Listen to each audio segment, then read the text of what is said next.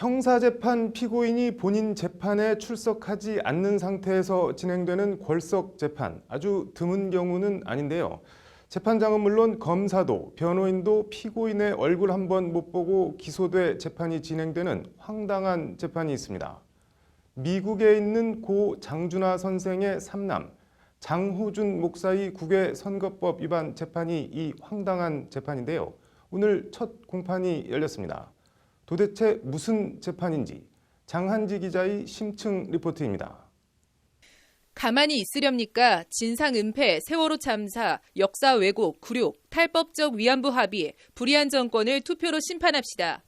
지난 2016년 4.13 총선을 앞두고 미국에 거주 중인 고 장준하 선생의 삼남, 장호준 목사가 현지 매체에 실은 의견 광고입니다. 당시 선관위는 해외 불법 선거운동 혐의로 장 목사를 검찰에 고발했고 외교부는 장 목사의 여권을 무효화했고 검찰은 그해 9월 장 목사를 같은 혐의로 기소했습니다. 그리고 지난해 11월 열린 장 목사에 대한 첫 공판 준비기일, 여권이 무효화된 장 목사는 당연히 공판 준비기일에 나오지 못했습니다. 그런 상태에서 오늘 서울중앙지법에선 장 목사에 대한 첫 재판이 열렸습니다. 장호준 목사가 기소된 지 1년 6개월 만입니다. 여권 무효화 조치는 풀렸지만 장 목사는 오늘도 재판에 나오지 못했습니다.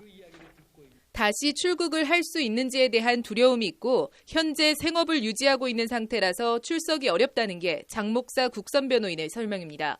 변호인은 그러면서 공소 사실을 인정하느냐는 재판부 질문에는 공소 사실에 대한 의견 표명은 보류하는 입장이라고 답변했습니다.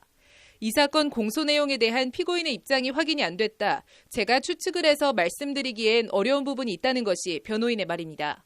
국선 변호인으로 선임되긴 했지만 장 목사가 미국에 있어서 관련 입장과 내용을 듣지 못했다는 겁니다. 변호인은 그렇다 치고 정작 장 목사를 재판에 넘긴 검찰도 장 목사를 단 한 번도 직접 조사한 적 없이 기소했습니다. 이와 관련해 검찰은 오늘 재판에서 장 목사의 입장이 공식적으로 확인된 것은 없다면서 사실관계 자체가 없는 것은 아니지만 이라며 난감했습니다. 재판부도 난감하긴 마찬가지입니다. 재판부는 재판이 시작되자마자 피고인 소환장, 공판기일 통지는 제대로 하지 못한 상태라며 피고인이 오늘 공판 시작되는 건 알고 있냐고 변호인에 되물었습니다. 재판 사실을 피고인이 알고 있냐고 재판부가 변호인에 되묻는 좀처럼 보기 드문 상황이 벌어진 겁니다. 변호인이 공소 사실을 인정도 부인도 못하는 데 대해서도 재판부는 법적인 평가를 확인하기 어려운 입장이라며 난감했습니다. 공직선거법 제268조는 선거법 위반의 경우 6개월 내에 재판을 마치도록 규정하고 있습니다. 급기야 재판부는 선거법 범죄 사건은 신속한 재판이어야 한다며 오늘 기일은 정식으로 개정하지 않은 것으로 한다는 열린 재판을 열지 않은 것으로 하는 촌극까지 연출했습니다. 사정이 이렇다 보니 향후 재판이 어떻게 되냐는 질문에 법원도 검찰도 당혹해하며 시원한 답을 내놓지 못했습니다.